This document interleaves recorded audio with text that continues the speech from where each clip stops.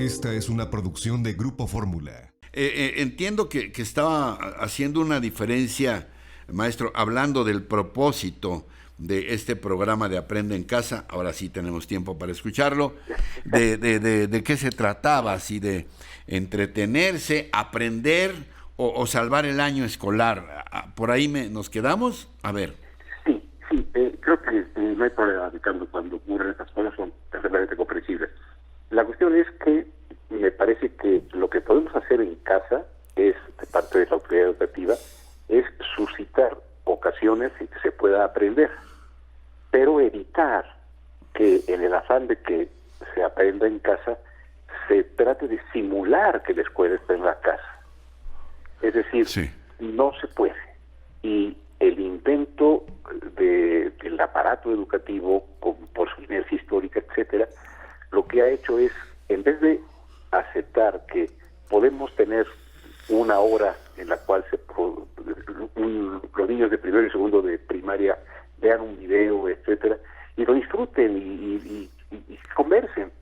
Sí. A ver, van a ver ese video, les vamos a decir que respondan 5 preguntas, esas 5 preguntas las van a meter en su cuaderno entonces se va convirtiendo en, creo yo, lo que más erosiona el aprendizaje, que es la tarea, ¿no? Es decir, atarear es distinto que aprender. Sí. ¿No? Es casi como a esconderse que ahí viene la tarea, ¿no? O sea, si queremos aprender, hay que cantar aquella canción de esconderse que ahí viene la basura. Es decir, aguas, nos hace hacer planas, etcétera. Y entonces confundimos que se esté aprendiendo cuando se está atareado. Y al atarear al niño o a la niña, atareamos a los padres o a los abuelos, que en la mayoría de los casos tienen una educación equivalente o menor a la de sus hijos. De tal manera que pues no pueden ser como ayudantes de su aprendizaje. Lo que hacen es haz la tarea. Los profesores a su vez tienen que mandar evidencia de que están trabajando, ¿no? Y sobre todo, Ricardo, en un país en el cual la mitad de los hogares no tiene computadora. Ahí, dice, me adelante, esto le iba a decir que el secretario de Educación Pública, Esteban Moctezuma, señala que el programa es un éxito porque cuenta ya con una audiencia de 3 millones de alumnos desde preescolar hasta bachillerato. Yo no sé exactamente de dónde provino este dato, pero bueno, suponiendo que sea cierto, esto significa necesariamente un éxito, porque lo que usted dice es una verdad de Aquilo, y muchas personas que no tienen ni siquiera televisión, se nos ha hecho tan normal que todo el mundo tenga televisión, e incluso que todo el mundo tenga una computadora, cuando hay muchísimos mexicanos que no tienen ni siquiera televisión, ni siquiera una computadora. Gente que nos ha mandado mensajes diciendo, y ahora vamos a un café, internet, pues resulta que están cerrados y no hayamos dónde darle seguimiento a este programa con nuestros hijos.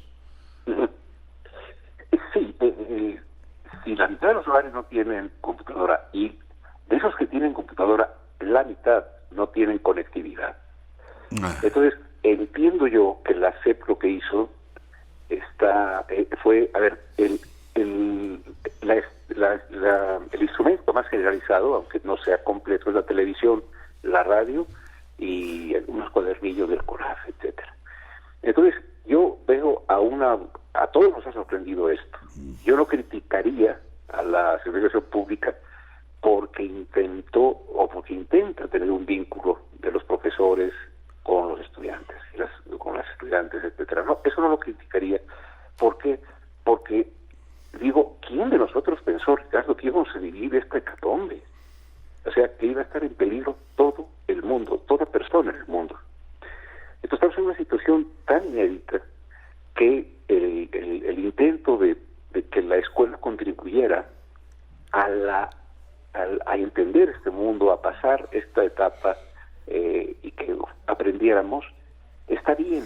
Lo que ocurre es que una vez que esa autoridad o ese aparato escolar se mueven como un ogro filantrópico reumático, que en vez de ser agradable con la familia y con la niña y el niño, y decirle, mira, por ejemplo, vamos a ver esta película que está muy buena y la platicas ahí con tu gente, ¿no? O vamos a... probablemente es lo que quiere la autoridad responsabilidad educativa en general, pero los profesores y las profesoras no sabemos cómo hacer eso desde lejos. Al mismo tiempo necesitamos, hay un director que dice, yo quiero saber qué estás haciendo, Manuel, porque a mí se me hace que los profesores... y entonces yo tengo que tomar, fíjate, una foto, Ricardo, de el niño, que me mande el niño una foto de él viendo el programa de la tele para que yo se la pueda mandar a mi director, supervisor, y se hace una cadena espantosa en la cual estamos fingiendo, ya no estamos aprendiendo en casa, ni está la escuela en casa, estamos fingiendo que la escuela puede estar en la casa. Eso es muy malo. Y bueno, las escuelas particulares también intentan que hay clase de 7 a 3, porque pues dependen del pago de la colegiatura. Entonces, súbitamente también los hay escuelas en las que piden que los niños se pongan el uniforme. Y bueno, hay una especie de pasmo por lo que está sucediendo y una reacción en la cual creo pedagógicamente, si entendemos por ello el intento de que el vínculo educativo se conserve para que pueda haber aprendizaje, se aplasta ante la necesidad de dar cifras.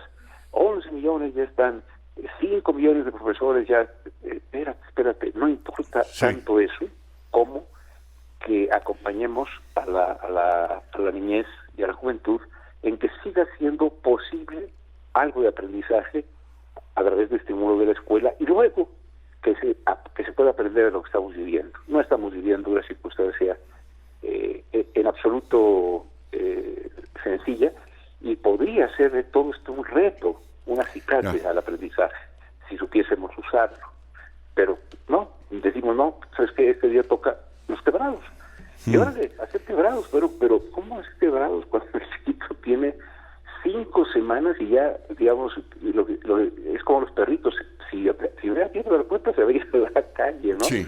¿Por qué no entender eso? ¿Por qué no? En fin, creo yo que ahí nos estamos equivocando un poco, no en la intención, en los hechos. Sí.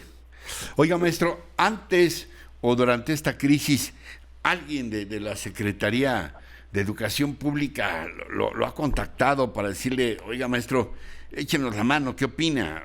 Antes de esto, bueno, pues sobre una estrategia general al inicio de este gobierno para la educación en México, o ahora para esta contingencia. En general, Ricardo, a mí nunca he pensado que sea mi camino, aunque es muy respetable el que lo haga, tener alguna responsabilidad pública y tampoco hacer una especie de asesoría pagada o de algún tipo, porque uno pierde libertad. Yo siempre les he dicho a las autoridades educativas que me ha tocado en la vida conocer que cualquier día que es parte de mi ser profesor de la educación pública, pues dar mi parecer al escribir en los medios, como me está haciendo usted el favor ahora.